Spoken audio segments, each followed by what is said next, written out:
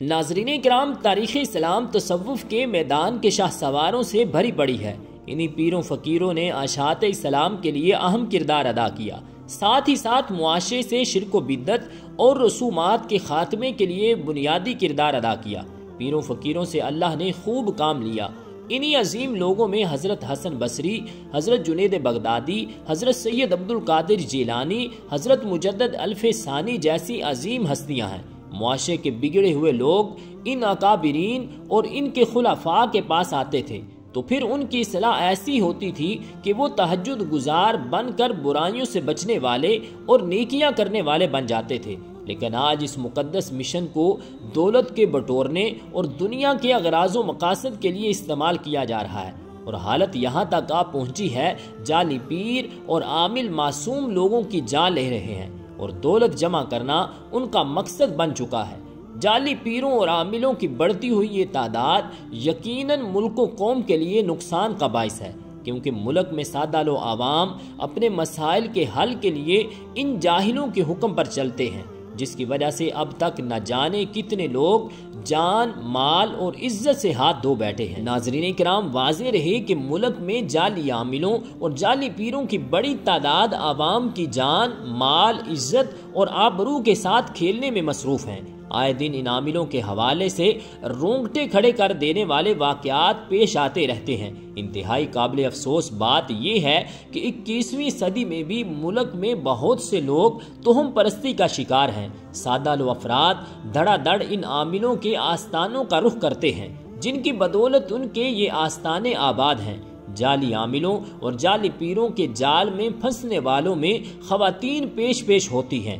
گھریلو جھگڑوں سے نجات، شوہر کو راہ راست پر لانے، مقدمہ بازی، کاروباری رنجش، اولاد کی خواہش، بیرون ملک رہائش اور دیگر مقاصد کے حصول کے لیے خواتین کی بڑی تعداد جعلی عاملوں اور جعلی پیروں کا رخ کرتی ہے۔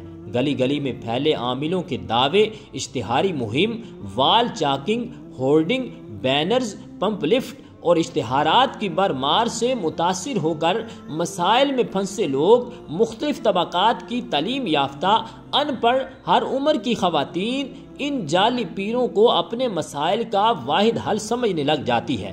عاملین چٹکی بجانے میں ان کے مسائل کو حل کرنے کا جھانسا دے کر ان سے بھاری رقم بٹور لیتے ہیں، اور سادہ لو مایوس خواتین ان کی چکنی چپڑی باتوں میں آ کر مسائل کے حل کے لالچ میں اپنی جمع پونجی سے محرومی سمیت عزت گنوانے جیسے سانحے کا بھی شکار ہو جاتی ہیں۔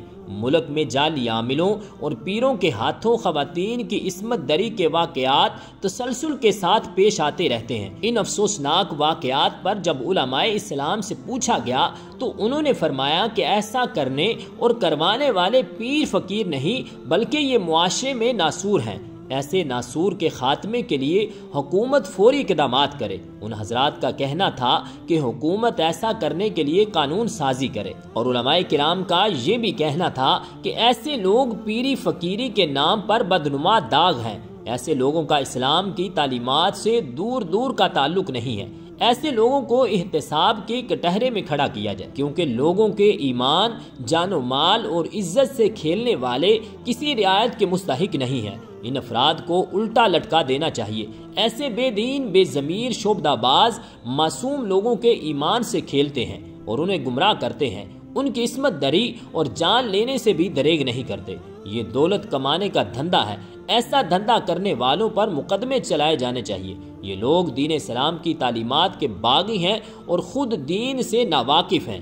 یہ لوگوں کو کیا راہ دکھائیں گے؟ ایسے افراد معاشرے میں ناسور ہیں اور ان ناسوروں کو جڑ سے اکھاڑ دینا چاہیے۔ رب ذوالجلال کی بارگاہ اقدس میں دعا ہے کہ خالق کائنات ہماری ایسے جعلی عاملوں اور پیروں سے حفاظت فرما کر ہمیں اپنے حقیقی برگزیدہ بندوں کی صحبت عطا فرمائے۔